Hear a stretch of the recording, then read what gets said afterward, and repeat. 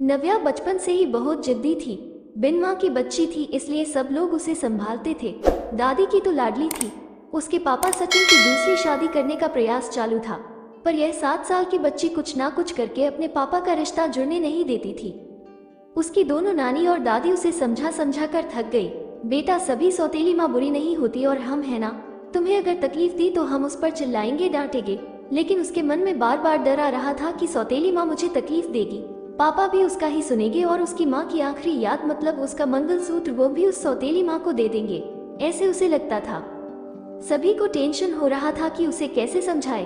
उसकी माँ मतलब सुनीता एक एक्सीडेंट में 2 साल पहले इस दुनिया से चली गई।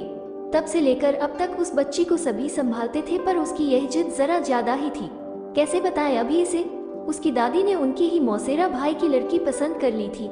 उसकी भी शादी होकर तलाक हो गया था और उसे एक लड़का भी था, पर यह बच्ची सुनने को तैयार ही नहीं थी। वो लड़का है मतलब उससे ही सब प्यार करेंगे, मुझसे नहीं, ऐसा मन में वहम बिठाए वो इस शादी को नहीं होने देगी, ऐसी जिद पकड़ कर बैठी थी। उसकी जिद के आगे सचिन भी नहीं बोल सका। दोनों दादी और नानी काफी चिंतित हो गई। बाद में सुनीता की माँ ने समस्या का समाधान निकाला। सुनीता की एक दोस्त माया, जिसकी उम्र हो चुकी थी, इसलिए उसकी शादी तय नहीं हो रही थी। उसके घर जाकर नानी ने सब हकीकत बताई। वो सब सुनने और समझने के बाद भी माया शादी के लिए तैयार हो गई। इस वजह से दोनों नानी और दादी भी काफी खुश हो गए। अब सचिन क्या कहता है, इसकी उनको चिंता हो रही थी। खुद सास ही बोल रही थी, इसलिए जमाई तैयार हो गया लड़की को मिलने के लिए। सचिन ने माया से मिलने का तय किया। मुलाकात के दिन सचिन ने माया से कहा कि मैं सिर्फ नव्या के भविष्य के लिए और अपनी माँ की इच्छा के लिए तैयार हुआ हूँ, मेरी तरफ से बाकी कोई भी उम्मीद मत करो। ये सुनते ही बहुत बुरा लगा माया को, पर कितने दिन घर वालों के ताने सुनूं, इसलिए माया तैयार हो गई और शादी भी हो गई। उसके घर की परिस्थिति इतनी अच्छी नहीं थी, उस वजह से उसके माँ बाप ने माया को कोई भी जेवर नहीं दिए और नव्या ने अपनी माँ का मंगलसूत्र भी नहीं देने दिया। बाद में सुनीता की माँ ने माया की माँ बनकर सब कुछ किया। नव्या माया को बहुत परेशान करती थी।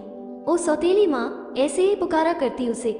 माया थोड़ा सा डांटती या उसे समझाने का प्रयास करती, तब जानबूझकर झूठ मूठ कर रोने लगती थी। माया 2 महीने में ही पूरी तरह हताश हो गई। दोनों दादी और नानी को पहले ही सब कुछ पता था, इस वजह से माया को वो कुछ नहीं बोलती थी। वो उल्टा उसे बोलती थी कि मारोई भी तो चलेगा, पर सचिन को ये सब सहन नहीं होता था। जब परिस्थिति हाथ से निकलने लगी तो माया ने उसकी सहेली को, जो कि एक स्कूल टीचर थी, उसके साथ मिलकर एक प्लान बनाया और सचिन को असली परिस्थिति का सच का पता चले, इसलिए नव्या के ड्रामों का वीडियोस बनाकर उसे दिखाया। पहले माया को ही गलत समझने वाला सचिन सारी सच्चाई से अवगत हुआ और उसने उन दोनों को धन्यवाद किया। प्यार से नव्या को समझाया कि इसके आगे तुम्हें माया के साथ अच्छा बर्ताव करना होगा, उसकी सब बातें सुननी होगी। हालांकि नव्या ने काफी तमाशा किया, पर उसकी साइड लेने वाला कोई भी नहीं है, ये उसे समझ में आ गया। उसको माया पर बहुत गुस्सा आता था। माया उसे बहुत समझाती थी। धीरे धीरे माया और सचिन का रिश्ता भी सुधार रहा था, पर पति पत्नी जैसा रिश्ता उनमें नहीं था और वो सचिन ने उसे पहले ही बता दिया था। माया को बहुत बुरा लगता था, उसने अपनी इच्छाएं अपने मन में ही दबा दी। नव्या को उसने सोतेलापन कभी भी दिखाया नहीं, पर नव्या मात्र उसके साथ झगड़ा ही करती थी। धीरे धीरे नव्या बड़ी होती गई। सचिन हमेशा काम के लिए बाहर रहता था। माया नव्या के लिए हमेशा तत्पर रहती थी। उसने नव्या को बहुत प्यार से समझाने की कोशिश की, पर माया को हमेशा असफलता मिली।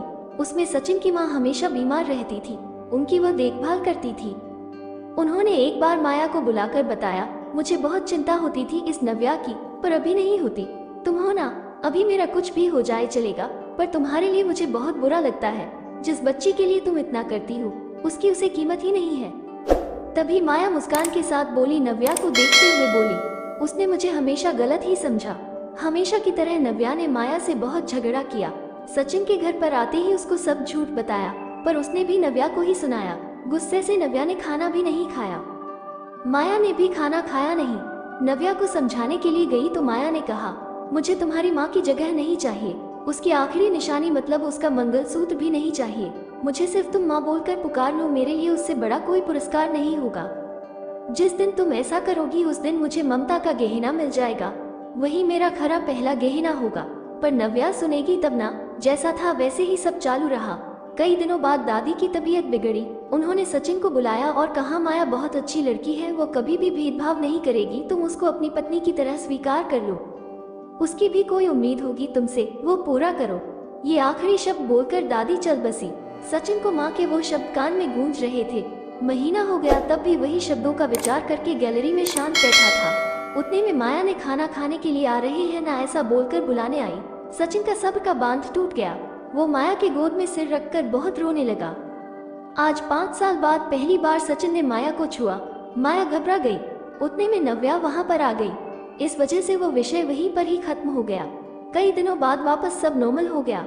दोनों ही अब शरीर से मन से नजदीक आ गए थे। नव्या को समझ आने के बाद वह भी जरा अच्छा बर्ताव करने लगी। अभी उसकी 12वीं की परीक्षा थी, इसलिए माया उसके टाइम टेबल सब ठीक से संभाल रही थी।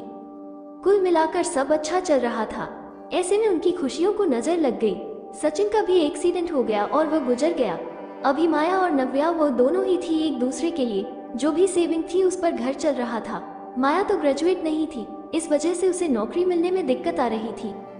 छोटी छोटी नौकरी करके वो घर खर्चा चला रही थी। सचिन की सब सेविंग उसने नव्या के लिए रख दी। अब नव्या को प्यार हो गया था सुशांत नाम के लड़के से। इस वजह से माया ने उनका प्रेम विवाह करने का सोचा। सब लोग अच्छे हैं, नव्या भी खुश रहेगी ऐसा उसे विश्वास था। पर सुशांत की मां खड़ूस थी।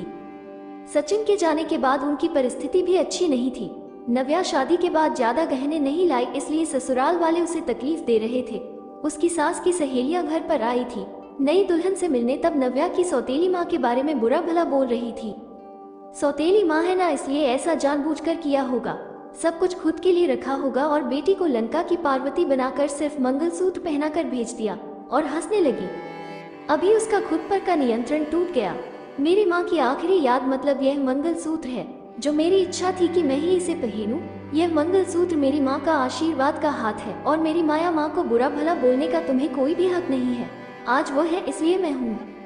उन्होंने मुझे अच्छे संस्कार दिए, डिसिप्लिन सिखाया, संयम और बड़ों का सम्मान, ये सब बातें कोई भी उम्मीद न रखते हुए सिखाया। पापा के जाने के बाद भी उन्होंने कमाए हुए एक पैसा भी खुद पर ना खर्च करते हुए सब पैसे मुझे दिए। कभी भी सोतेलापन उन्होंने मुझे नहीं दिखाया। मेरे लिए उन्होंने खुद का बच्चा तक नहीं होने दिया। पर मुझ पागल को कभी यह समझ में नहीं आया। उन्होंने मुझे सिर्फ और सिर्फ प्यार किया। मुझसे उन्हें एक ही चीज चाहिए थी जो मैं कभी नहीं दे पाई। सब औरतें एकदम सोच में पड़ गई कि आखिर वो कौन सा चीज चाहिए थी। उन्होंने नव्या से पूछा उन्हें क्या चाहिए था। सच में बहुत महंगा गहना होगा, इसीलिए तो उसने इतना एडजस्ट किया होगा। बातचीत हो रही थी तब वहां माया आई और औरतें खुसूर फुसूर करते हुए हंसने लगी। माया मन में डर गई। नव्या ने ऐसा क्या किया होगा, ऐसा क्या किया जो ये सब औरतें उसे देख रही है। तभी नव्या ने माया को गले लगाकर प्यार से माँ बुलाया। दोनों माँ बेटी सब भूलकर एक दूसरे की बाहों में गुम हो गई। औरतें जब जाना फूसी कर रही थी कि तभी नव्या बोली, आप सबको वो गहना देखना था ना, यही माँ बुलाकर ममता का गहना उसे चाहिए था। माया को तो रोना आ रहा था। दोनों सचिन और दादी के फोटो के सामने खड़े रहकर उनको हाथ जोड़कर खड़े थे। नव्या ने उनसे माफी मांगी और माँ को कभी खुद से कभी दूर नहीं करूंगा ऐसा वचन दिया। दोस्तों, समाज में कई गलत बातें, भावनाएं बनी हुई होती है जो जाने अनजाने बच्चों तक भी पहुंच जाती है। हमें बच्चों को और खुद को भी इस बात को समझाना होगा कि हर पुरानी बात पूरी तरह या हर किसी के लिए सच या एक समान नहीं होती है। किसी एक का सच दूसरे के लिए झूठ हो सकता है, इसलिए किसी भी बात को अपने दिल दिमाग में बिठाने से पहले उसकी सत्यता की कसौटी करना बेहद जरूरी हो जाता है। आशा करती हूँ कहानी आपको पसंद आई होगी। चैनल पर नए हैं तो सब्सक्राइब करना ना भूलें। धन्यवाद।